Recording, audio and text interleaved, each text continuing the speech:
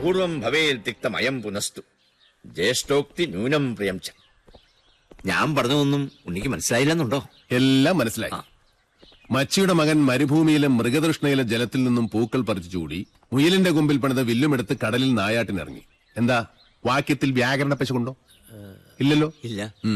പക്ഷേ നോൺസെൻസ് ആണ്, മീനിംഗ്ലെസ്.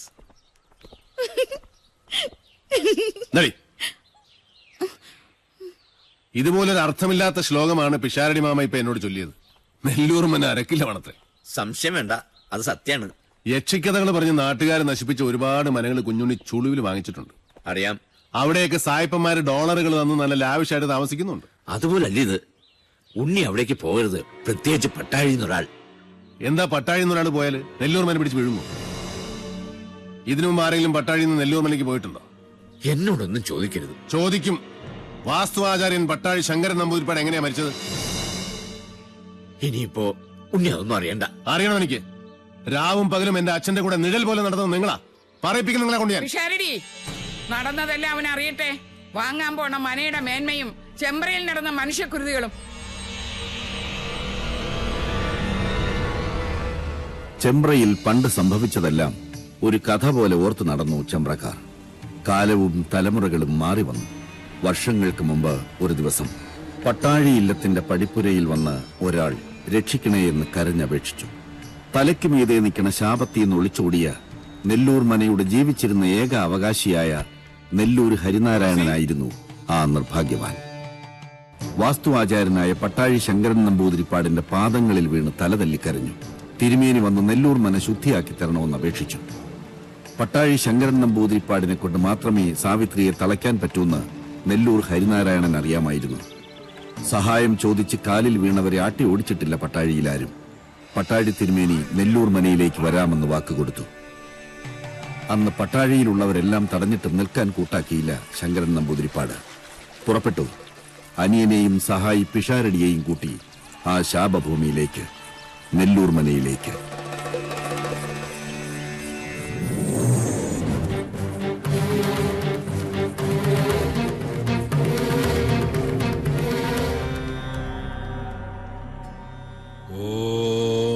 വിശ്വകർമ്മണേ നമഃ.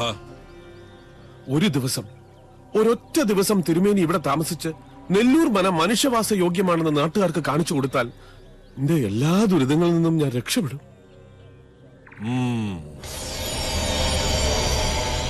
പേർഷ്യന്ന് വന്ന മഠത്തിൽ അബ്ദുള്ള മന വാങ്ങാന്ന് പറഞ്ഞിട്ടുണ്ട്. ആ പണം കൊണ്ട് ഞാൻ എന്റെ കടങ്ങളൊക്കെ വീട്ടും. ഇവളുടെ മരിച്ചുപോയ അമ്മയുടെ ആഗ്രഹം പോലെ ഇവളെ ഞാൻ പഠിപ്പിക്കും, വലിയ നിലയിലാക്കും. പിഷാരടി, അടുക്കളയിൽ ഗംഗാജലം തെളിച്ച് അഗ്നി തെളിയിക്കുക. മണിയങ്കോട്ട സാവിത്രി അറിയട്ടെ നമ്മളിവിടെ എത്തിയെന്ന്.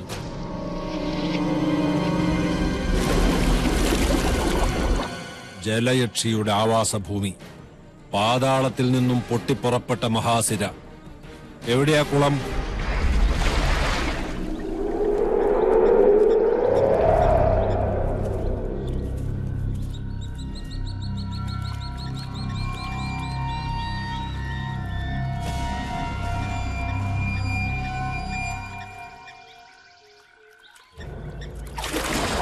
അമ്മേ ഭഗവതി കാത്തുകൊള്ളണേ. തീ കത്തിച്ചോളുക. അയ്യോ തിരുമേനി!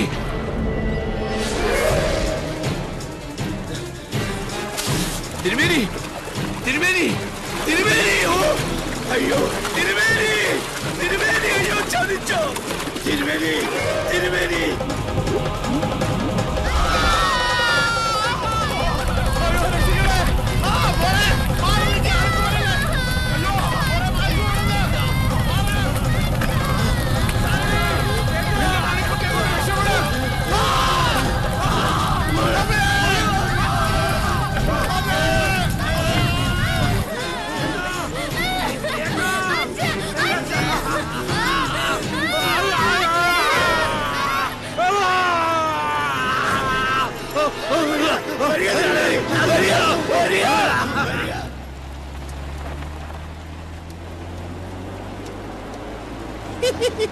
നിർത്ത ഒന്ന് ചവിട്ട.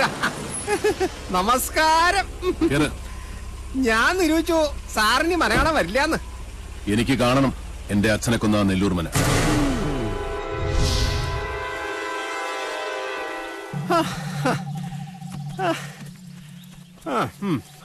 അംശം അംശയോട് ചേർന്ന പോലെ ഇത് സാറിന് വിധിച്ചാട്ടോ.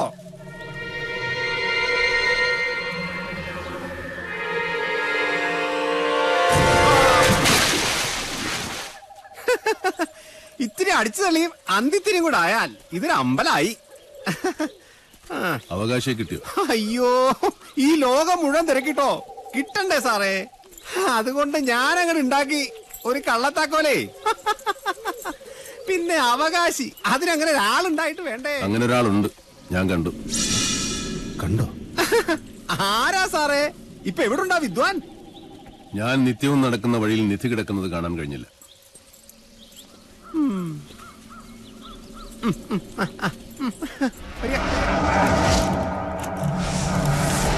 എവിടെയാ എന്റെ അച്ഛന്റെ ജീവനെടുത്ത ആ യക്ഷിക്കുളം? മണിയൻകോട്ട് സാവിത്രിയുടെ നീരാട്ടുപുര. അത് സാവിത്രി. അതൊക്കെ ഓരോ പഴംപുരാണങ്ങളാണേ, ആളുകളെ പറ്റിക്കാൻ ഓരോ പൂച്ചകള്. സാറ് വരിക.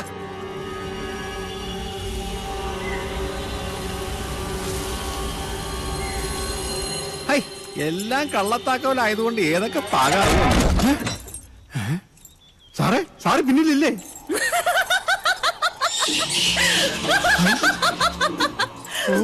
അതിശേഷ, ഇതെന്തോ ആയ? കുഞ്ഞുണ്ണി സാറേ, സാറേ, ഹായ് കുഞ്ഞുണ്ണി സാറേ. സാർ ഇത് എവിടെ പോയി? സാറേ, സാറേ, ഹായ്, ഇതെവിടെ പോയി കിടക്കണോ?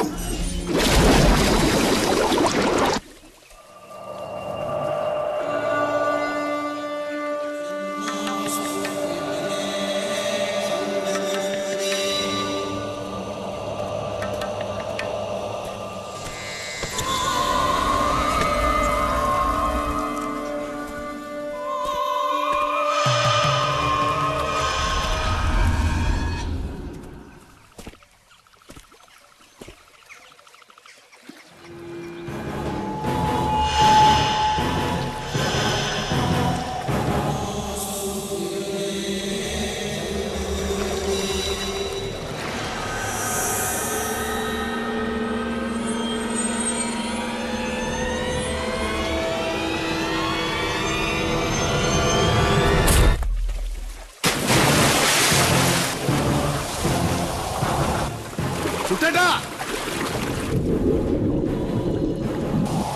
ചുട്ടേട്ടാ.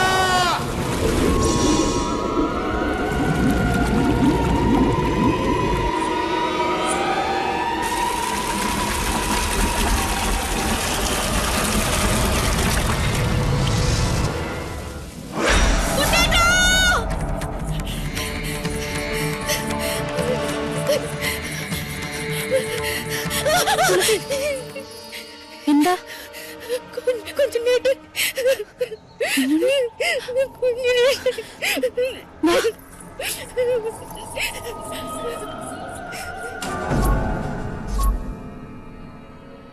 കുഞ്ഞുണ്ണിയുടെ ശവം പൊങ്ങിയിട്ടില്ല ഇതുവരെ. സൂര്യയുടെ കണക്കാണ് നമ്മൾ തീർത്തത്. ഇനിയും നടക്കണ ഒരു നരബലി കൂടെ.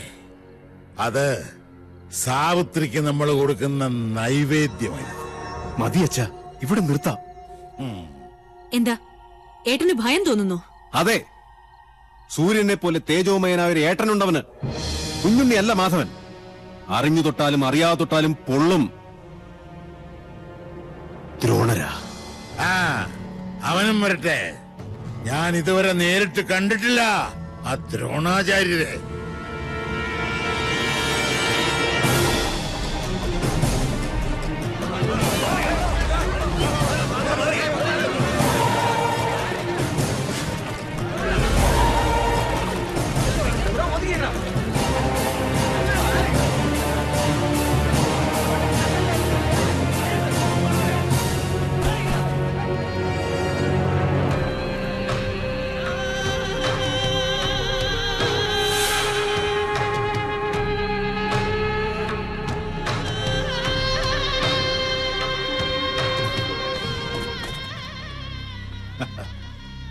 കണ്ണു തുറന്ന് കാണു സാറേ.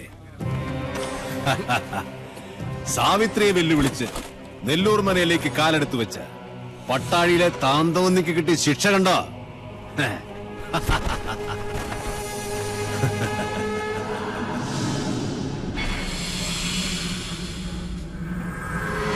ദേവി സാവിത്രി, ചെമ്പ്രയിലെ മക്കളെ കാത്തു രക്ഷിക്കണേ. നാൾക്ക് നാൾ ശക്തിപ്പെട്ടു വരികയാണോ മണിയങ്കോട്ടെ സാവിത്രി? മണിയങ്കോട്ട ഉണ്ണികളോട് കളിച്ചാ കളിക്കുന്നവന്റെ ഗതി ഇതാ. ഒരെണ്ണപ്പാത്തിക്ക് പകരം ഒരു പട്ടട. ഇതോടെ പട്ടാഴിയുടെ നടക്കല്ല് പറയണം. എന്നാ ബോഡി പോസ്റ്റ്മോർട്ടത്തിന് എടുക്കട്ടെ. അല്ലെങ്കിലും ശവത്തെ എടുത്തോണ്ട് പോകാനേ പറ്റുള്ളൂ. സാറേ, ഞങ്ങൾ ഇത് ചുമന്ന് വണ്ടിയിലാക്കി തരാം.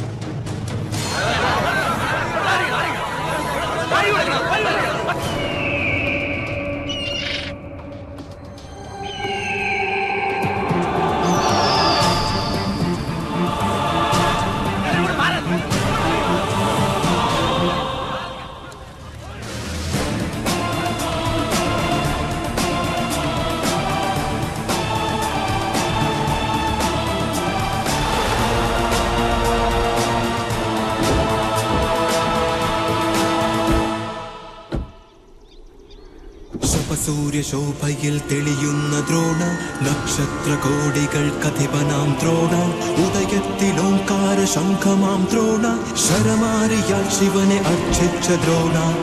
സൂര്യശോഭയിൽ തെളിയുന്ന ദ്രോണ, നക്ഷത്രകോടികൾ കഥിപനാം ദ്രോണ, മാധവൻ, പട്ടാഴി മാധവൻ. ശരമാരിയാൽ ശിവനെ അർച്ചിച്ച ദ്രോണ.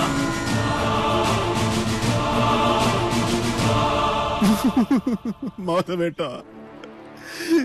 നമ്മുടെ കുഞ്ഞുണ്ണി പുഴയിൽ വീണ്ടും മിണ്ടരുത്. അതവിടെ ഇറക്കി വെക്കുക. മൃതശരീരമാണെങ്കിലും അതിനുമുണ്ടൊരു മാന്യത. നിന്റെയൊക്കെ കൈ തൊട്ടത് അശുദ്ധമാക്കിയാൽ അവൻ സഹിക്കില്ല, പൊറുക്കില്ല. അവനോട് വെക്കുതാഴെ. അനന്ത, നിക്ക, ഇത് എന്റെ ഡ്യൂട്ടിയാ. നിന്റെ ഡ്യൂട്ടി ചെമ്പ്രയിലെ ദുർമരണങ്ങളുടെ കണക്കെടുക്കുകയാണ്. അതെന്റെ ശിഷ്യന്മാരാണ്. ഈ ഡ്യൂട്ടി അവര് ചെയ്തോളും. മാറ്. അല്ല,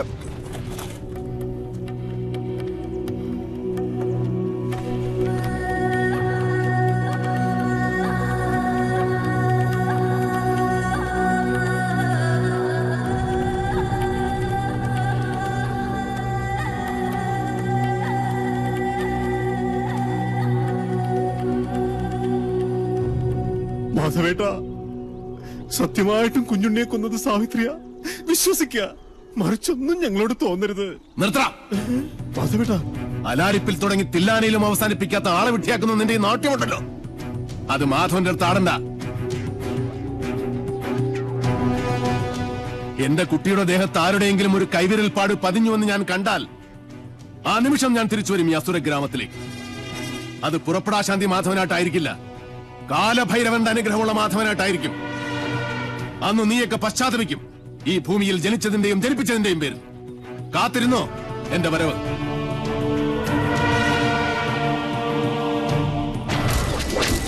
വിടില്ല ഒന്നിനെയും ഞാൻ.